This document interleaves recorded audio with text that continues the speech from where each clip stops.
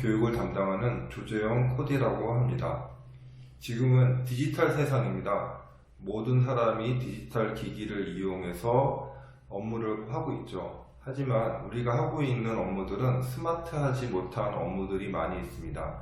이러한 내용들을 우리가 구글의 G Suite이라는 협업 도구를 이용해서 한번 우리의 업무나 교육을 어떻게 바꿀 수 있는지 한번 살펴보도록 하겠습니다. 본 과정을 통하면 여러분이 구글의 G Suite에 대해서 익숙해지시고요. 또 이 도구를 이용해서 협업이나 콘텐츠 생성하는 방법에 대해서도 알 수가 있습니다. 네, 오늘은 그 첫 번째 시간으로 어떻게 일하는 것이 스마트하게 일하는지 스마트 워크의 개념, 그리고 구글의 G Suite에 대해서 알아보고요. 그리고 여기서 사용하는 클라우드 환경에 대해서 이해를 해보도록 하겠습니다. 그리고 가장 중요한 클라우드 아이디가 무엇인지도 한번 살펴보도록 하겠습니다.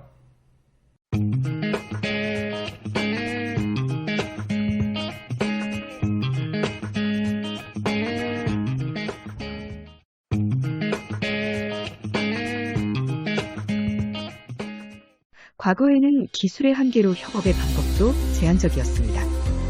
한 곳에 모여서 동일한 업무를 분업화하는 방법으로 협업을 했습니다. 여러 사람이 동일한 장소에서 동일한 업무를 나눠서 작업 중심으로 진행이 되었습니다. 업무가 복잡하지 않았고 하는 방법도 어렵지 않았습니다. 하지만 지금과 같이 업무가 복잡한 시대에서는 과거와 같은 분업은 효과적이지 못합니다. 참여하는 사람도 많고 수행 단계도 늘었습니다. 불확실성도 증가하여 예측하기도 쉽지 않습니다. 사용하는 기술도 다양하고 환경도 다르기 때문에 동일한 업무 환경이나 방법이 존재하지 않습니다. 그렇기 때문에 분업의 시대에서는 업무하는 방법이 하나밖에 존재하지 않았지만 협업의 시대에서는 수백 가지의 업무 방식이 존재합니다. 과거에 비해서 오지통신망을 비롯하여 고성능의 다양한 디바이스가 출현을 했지만 아직도 우리는 30년 전의 분업의 업무 방식으로 일을 하고 있습니다. 이제는 일의 결과보다 일을 하는 과정의 아이디어나 생각이 중요한 시대입니다. 생각하고 협업하면서 동료, 친구들과 함께 어려운 문제를 함께 해결할 수 있습니다. 그래서 협업 능력은 사회에서 신입사원에게 꼭 원하는 역량입니다. 이제는 단순하게 시켜서 일하는 시대가 아니라 효과적인 방법을 스스로 찾고 다른 사람과 협업해서 시너지 효과를 얻어야 합니다. 학교에서 알려주지 않았던 함께 일하는 방법인 협업 방법을 대표적인 협업 솔루션인 구글의 G Suite를 이용하여 다른 사람과 함께 생산성을 올리는 방법에 대해서 연습하고 생활에 적용해 봅시다. 또한 스마트하게 일하는 방법은 무엇일까요? 시간과 장소에 구애받지 않고 일하는 방식이 아니라 불필요한 시간의 낭비를 줄이는 업무 방식입니다. 우리는 그동안 비효율적으로, 즉 일할 때 시간의 낭비가 많았습니다. 하지만 정보기술의 발전으로 이러한 시간의 낭비를 줄일 수 있게 되었고 과거의 업무 방식에서 벗어나 새로운 일하는 방식을 계속 찾아야 합니다. 좀 더 효율적인 업무 방식을 말이죠. 디지털 기술을 이용하여 다양한 생활 및 회사의 문제를 해결하고 새로운 일하는 방식에 접근은 미래의 주인공인 여러분이 스마트워크를 학습해야 하는 일입니다.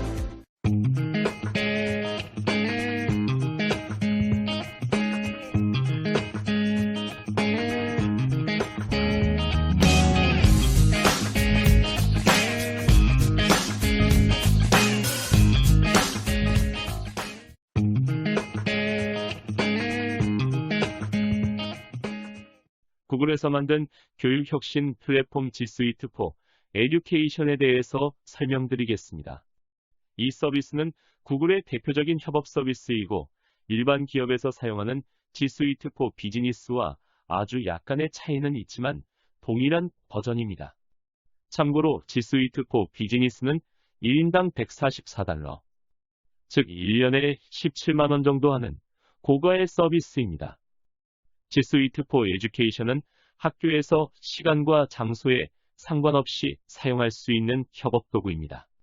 대표적으로 온라인에서 수업을 진행할 수 있는 클래스룸, 관리 도구, 커뮤니케이션 도구, 협업 도구 및 업무를 관리할 수 있는 도구, 서비스를 제공합니다. G Suite for Education은 전 세계 1억 명 가까운 학생과 교사가 사용을 하고 있으며 우리나라에서도 초, 중, 고, 대학교에서 사용을 하고 있습니다. 미국이나 캐나다는 대부분의 학교에서 사용한다고 이해를 하시면 됩니다. 또한 크롬북을 이용하여 우리나라 교실에서도 스마트 교육을 진행하고 있고 그 수는 점점 늘어나고 있습니다. 요즘 입학하는 학생들은 디지털 세대라서 디지털 서비스에 친숙하고 이러 디지털 서비스를 잘 사용합니다. G Suite에서 제공하는 커뮤니케이션 도구는 다양하고 계속 증가하고 있습니다. 사용하는 환경과 디지털 리터러시에 맞게 필요한 서비스를 선택해서 사용하면 됩니다. 대표적인 커뮤니케이션 도구는 지메일입니다. 이 외에도 채팅과 영상회의가 가능한 행아웃 서비스가 있습니다. 그리고 일정을 통하여 소통할 수 있는 캘린더 서비스도 제공을 하고 있습니다. 행아웃은 학교나 회사에서 사용할 수 있는 채팅 서비스입니다. 쉽게 설명해서 학교나 회사 전용 카톡이라고 생각하면 됩니다. 영상회의나 그룹회에 문서 전달이 편하고 G Suite에서 사용하기 좋은 형태입니다. 학교에서 카톡 대신 사용하는 것을 추천드립니다. G Suite for Education에서 제공하는 저장 공간은 무제한입니다. 요즘에 저장 장치가 저렴해져서 개인별로 대용량 저장 장치를 많이 사용하는데 PC에 있는 파일을 모두 옮길 수 있습니다. 또한 네이버와 같은 인터넷 서비스 업체에서 유료로 저장 공간 서비스를 이용하려면 많은 비용을 지불해야 하지만 G Suite for Education을 이용하면 무료로 사용할 수 있습니다. 무제한 공간에 PC를 포함해서 다양한 디바이스를 이용해서 접근할 수 있습니다. 학교 클라우드 계정만 있으면 PC, 스마트폰, 패드 등 다양한 장비를 이용해서 나의 문서에 접근할 수 있습니다. 클라우드에 저장하지만 보안은 철저하게 권한으로 관리합니다. 즉, 내가 내 문서에 권한을 부여하지 않으면 이 세상 누구도 내 문서를 볼 수 없습니다. 구글 직원도 말이죠. 학교 다닐 때부터 선생님은 늘 협업을 강조하셨지만 하는 방법에 대해서는 알려주지 않으셨어요.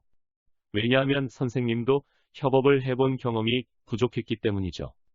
과거에는 협업보다는 분업을 많이 했지만 이제는 인공지능과 싸워야 하기 때문에 인간은 인간과 협업을 해야 합니다. 한 문서를 서로 확인하면서 클라우드 상에서 함께 작성하고 실시간으로 의견을 이야기하면 문서 작성하는 것이 쉬워집니다. 또한 MS사에서 제공하는 것처럼 다양한 문서를 만들 수 있기 때문에 별도의 소프트웨어 없이도 어디서나 작성할 수 있습니다. 이렇게 작성한 문서는 인터넷 클라우드에서 자유롭게 공유 배포할 수 있습니다. 우리가 가지고 있는 스마트폰과 다양한 디바이스 성능은 상상 이상으로 뛰어나고 또한 다양한 기능을 가지고 있습니다. 실시간으로 문서 작성을 확인할 수 있고 누가 어떤 내용을 작성하는지도 실시간으로 확인할 수 있습니다. 스마트폰 성능도 좋지만 우리나라는 세계 최초로 5G 통신망도 이용할 수 있습니다. 같은 장소에 있지 않아도 얼굴을 보면서 영상회의를 할 수 있고 영어는 실시간으로 번역이 되고 자막이 나타납니다. 이제는 무겁게 노트북을 가지고 다닐 필요가 없습니다. 어디서나 스마트폰으로 내 자료를 확인할 수 있고 필요하면 수정도 할 수 있습니다. 클라우드에 저장이 되어도 권한으로 통제를 하기 때문에 내 PC에 저장되는 것보다 오히려 더 안전합니다. 공유했던 사람과 더 이상 공유가 필요 없으면 권한을 없앨 수 있습니다. 이세돌에게 이긴 알파고가 다양한 인공지능 기능을 제공하고 있어서 시간이 많이 걸리던 단순 수작업도 줄어들고 많은 인사이트도 가질 수 있습니다. 앞에서도 말씀드렸지만 학교에서 무료로 사용한다고 허접한 제품이 아니고 일반 기업들은 매년 유료로 지불하고 사용하는 서비스입니다. 작게는 7만 원에서 35만 원의 비용을 1인당 1년마다 지불합니다. 비용이 비싸면 더 많은 기능을 이용할 수 있습니다. 그렇다면 구글은 왜 학교에 이 비싼 서비스를 무료로 제공할까요? 첫 번째로 구글도 스탠포드 대학교 연구자금으로 출발한 회사라서 기부 차원에서 제공합니다. 그리고 미국 회사들은 도네이션을 잘하는 것도 이유입니다. 추가적으로는 학생들의 학습 패턴의 데이터도 확보하고 학생들을 어릴 때부터 협업 환경을 경험하게 해서 향후 그 학생들이 회사에 들어갈 때 G Suite 서비스를 계속해서 사용할 것이라고 믿기 때문이죠. 실제로 G Suite를 사용하는 학생들이 회사에 입사하면서 회사들도 G Suite와 같은 클라우드 서비스를 많이 사용하고 있습니다. 또한 G Suite for Education을 많이 사용해서 크롬북 같은 제품을 판매하는 것도 목적입니다. 당연한 이야기이겠지만 개인정보는 절대 수집하지 않습니다.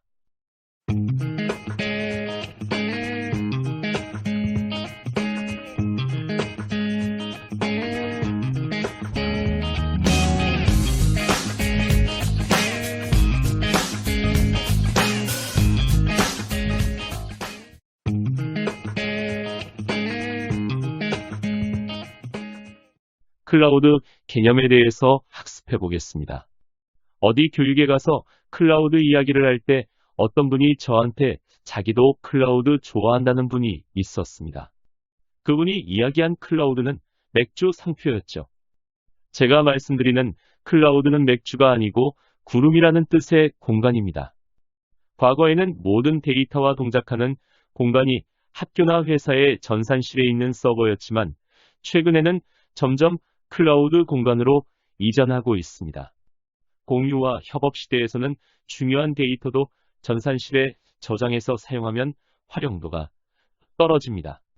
이제는 빅데이터로 인하여 데이터가 하루에도 수십 테러씩 쌓이는데 이렇게 많은 데이터를 회사 스토리지에 저장하는 것도 어렵고 비용이 많이 발생합니다. 또한 안전하게 관리하기 위해서는 회사에서는 어느 때보다 우수한 관리 인력과 체계를 가지고 있어야 합니다. 요즘에 해커들은 사람이 아니고 인공지능이라는 이야기도 있을 정도로 공격은 더 세분화되고 미처 생각하지도 못한 다양한 공격을 하고 있습니다.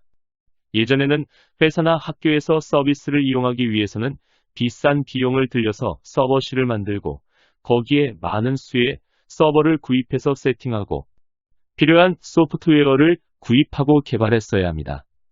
그렇기 때문에 서비스를 이용하려면 적어도 6개월에서 1년의 기간이 필요했죠. 하지만 지금과 같은 초스피드 시대에 이렇게 준비한다면 이미 다른 기업보다 많이 뒤처질 것입니다. 필요할 때 필요한 만큼만 용량을 구입하고 필요한 서비스를 구독으로 이용한다면 오늘 비용을 지불하고 오늘부터도 사용할 수 있습니다. 또한 과거에는 우리가 모두 들고 있는 스마트폰으로 업무를 한다는 것은 어렵고 복잡했습니다. 하지만 클라우드 시대에서는 모든 업무는 스마트폰으로 할 수 있어야 하고 오히려 스마트폰 중심으로 소프트웨어난 화면 UI를 개발합니다. 세상이 많이 바뀌었죠. 예전에는 정말 상상도 못할 풍경입니다. 이제는 모두가 디지털 세상에 살고 있고 누가 더 클라우드를 잘 사용하냐에 따라서 기업이나 학교의 성공 실패가 결정될 것입니다. 많은 분들이 얼마 전에 이세돌 구단이 알파고에게 바둑을 졌을 때 충격을 많이 받으셨는데 그때 알파고도 한국에 온 것이 아니고 클라우드에서 동작했습니다. 넷플릭스 서비스를 아시는 분들도 많을 거라 생각을 하고요. 네이버 클라우드도 많이 사용하실 텐데 이 서비스도 클라우드 상에서 제공을 하고 있습니다. 아마존이나 MS사의 애저 서비스도 클라우드 서비스에서 유명합니다. 참고로 MS사는 이제는 클라우드에서 벌어들이는 돈이 윈도우즈나 오피스를 판매하는 수익보다 많을 정도로 사업이 잘 되고 있습니다. 이 밖에도 드롭박스, 구글의 드라이브, SK 통신사의 서비스 등 다양한 서비스를 클라우드에서 이용할 수 있습니다. 아직 우리나라에서는 데이터나 문서를 저장하는 저장소 서비스가 많지만 최근에는 커뮤니케이션이나 콜래보레이션 서비스 등으로 점점 범위가 넓어지고 있습니다. 클라우드는 학교나 회사에서 사용하던 온프레미스 형태와 다르게 다양한 형태가 있습니다. IaaS, PaaS, SaaS가 대표적인 형태이고 요즘에는 점점 형태도 더 세분화되고 있습니다. 이해하기 쉽게 비유를 하자면 회사나 학교는 피자를 직접 만들어서 먹는 거라 생각하면 됩니다. 오븐도 있어야 하고 요리할 수 있는 장소도 있어야 하지만 원하는 맛으로 만들어 먹을 수 있습니다. 하지만 사진에서처럼 대부분 만들어 먹어도 실패하는 경우가 많죠. IaaS는 만들어져 있는 재료를 사다가 오븐에 굽는 것으로 생각할 수 있고, PaaS는 유명 피자집에 전화해서 피자를 배달시켜 먹는 거라 생각할 수 있습니다. 우리가 사용하는 G Suite와 같은 형태는 근사한 레스토랑에 가서 그 피자집의 레시피에 맞게 피자를 먹는 거라 생각하면 되겠습니다. 비용만 지불하면 되고 오븐이나 치킨도 필요 없습니다. 가장 맛있는 방법으로 만든 피자를 즐기기만 하면 되겠죠. 클라우드를 사용하는 분들이 공통적으로 하는 오해는 클라우드에 저장한 나의 자료를 누군가 볼 수 있지 않을까 하는 걱정입니다. 하지만 전문적으로 보안 규정과 물리적 보안을 준수하는 클라우드 관리는 개인이 관리하는 데이터보다 더 안전합니다. 우리가 데이터를 개인적으로 관리하는 데에는 많은 노력이 필요하지만 바이러스, 물리적 결함, 분실, 유출 등의 위험이 도사리고 있고, 최근에는 나의 데이터와 문서를 인질로 잡고 금전을 요구하는 랜섬웨어까지 실로 복잡하고 관리하기가 점점 어렵습니다. 데이터는 안전한 데이터 센터에서 관리하고 나는 나의 데이터를 필요할 때 언제든지 사용하는 것이 클라우드 시대에 적합한 자료 관리입니다. 글로벌하게 서비스되는 회사들은 국제적인 컴플라이언스도 준수하기 때문에 우리가 생각하는 이상의 관리 체계를 가지고 있다고 이해하면 됩니다. 클라우드 서비스를 이용하면 데이터 보안 이외에도 많은 장점이 있습니다.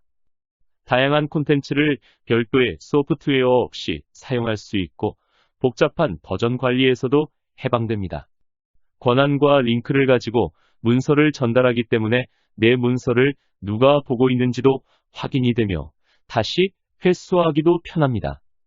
스마트폰이나 다양한 디바이스에서도 제약 없이 사용할 수 있고 네트워크만 연결된다면 강원도 오지에 가서도 이용할 수 있습니다. UI, UX도 표준화되기 때문에 별도의 도움말 없이도 이용하기 쉽습니다. 과거에는 다른 사람에게 파일을 전달할 때에는 USB나 인터넷을 통해서 이메일에 첨부해서 보냈지만 클라우드상에서는 내가 소유한 문서를 권한을 이용해서 전달합니다.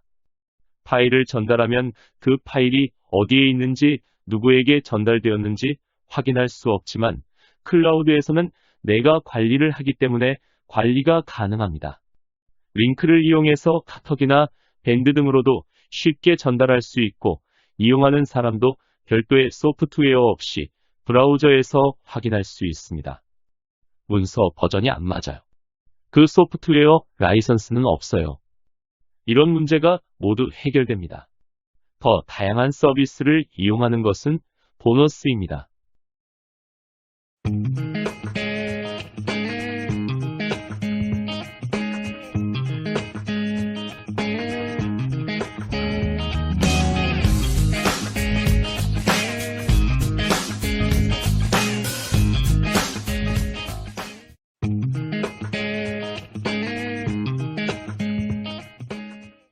클라우드 아이디는 클라우드상에서 사용되는 아이디입니다.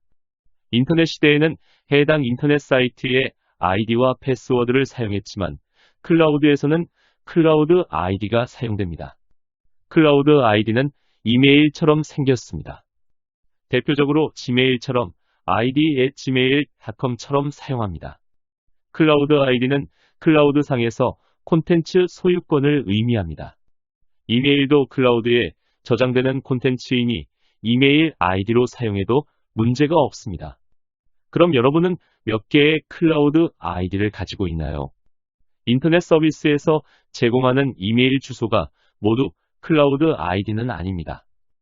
해당 인터넷 서비스에서 클라우드 서비스를 제공하는지 살펴보세요.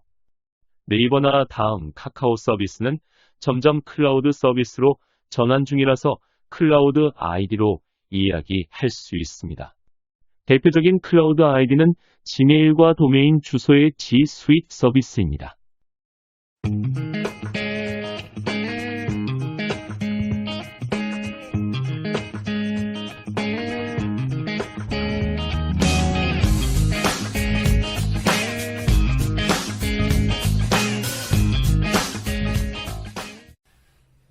네, 오늘 교육은 어떠셨습니까?